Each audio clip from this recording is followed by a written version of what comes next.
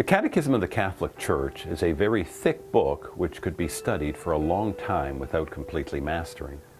Indeed, our Catholic faith is very rich and beautiful and worthy to be deliberated upon over the course of a lifetime. At the same time, the core of our faith is remarkably simple.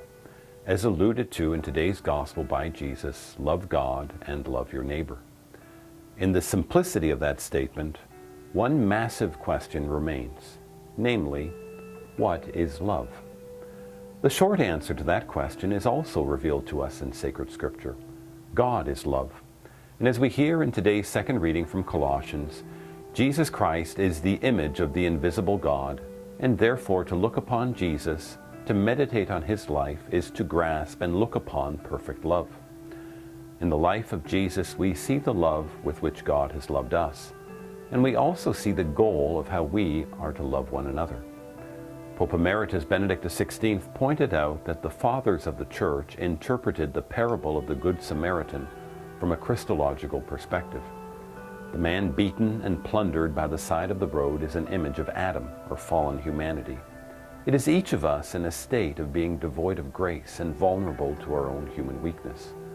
The priest and Levite who pass by represent man-made cultures and religions over the centuries, which in and of themselves do not have the power to save.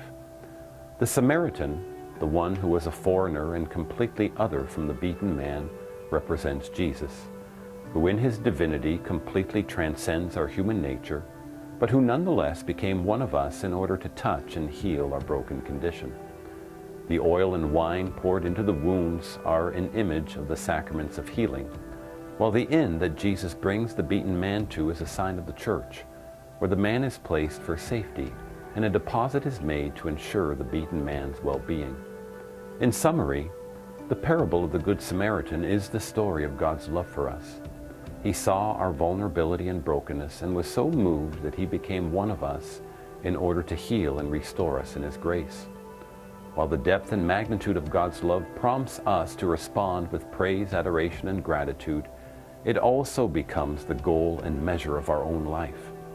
Namely, that we too would be moved by the condition of our neighbor and act out of love to assist them to become whole in the love of Jesus Christ.